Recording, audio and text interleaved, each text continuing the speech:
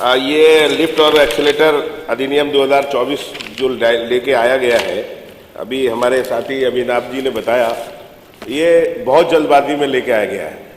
और इसलिए लेके आया गया है कि इसमें बहुत सारे हमारे बिल्डर ऐसे हैं जो बिल्डिंग बनाते हैं और बिल्डिंग बनाने के बाद उसकी फ्लैट की रजिस्ट्रियाँ कर देते हैं।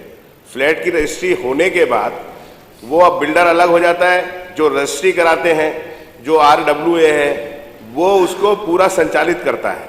तो इसके अंदर ये नहीं बताया गया कि जो दुर्घटना के बाद जो बीमा की वो रखी गई है, तो उसे कौन करेगा? वो बिल्डर जिसने बिल्डिंग बनाई है वो करेगा, या उसमें रहने वाले जो RWA संचालित करने वाले लोग हैं वो उसको करेंगे।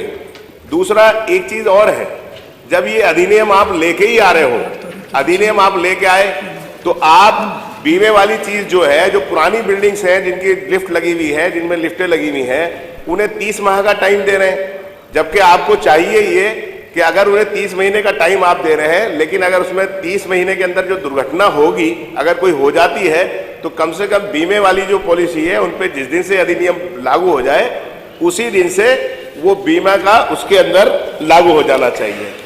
दूसरा एक मेरा और अध्यक्ष जी आपके से अनुरोध है कि इस अधिनियम के अंदर जितनी भी लिफ्ट हैं वो लिफ्ट अंडरग्राउंड लगती हैं, ट्रांसप्लेंट लिफ्ट नहीं लगती है।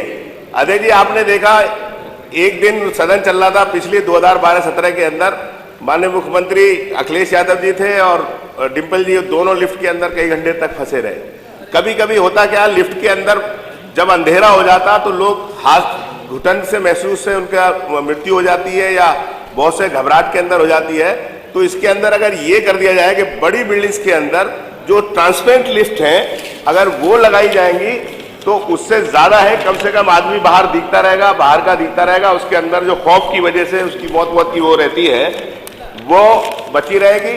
दूसरा एक मेरा ये कहना है माननीय मंत्री जी, आप प्राइवेट आदमी को लिफ्ट के ऊपर तो टर्म्स कंडीशन लगा रहे हैं, लेकिन सरकारी भवनों के अंदर आपने फ्री कर दिया। क्या सरकारी लिफ्टों के अंदर आदमी के साथ दुर्घटना नहीं हो सकती? ये क्या गारंटी है?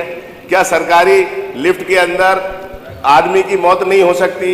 ये क्या गारंटी है? तो हमारा यह अनुरोध है, इस लिफ्ट के इस अधिनियम के अंदर, एक्सीलेटर अधिनियम के अंदर आप ये भी कर दें कि सरकारी परिसरों के अंदर जो भी लिफ्ट लगेगी उसके अंदर भी बीमा कवर होना चाहिए।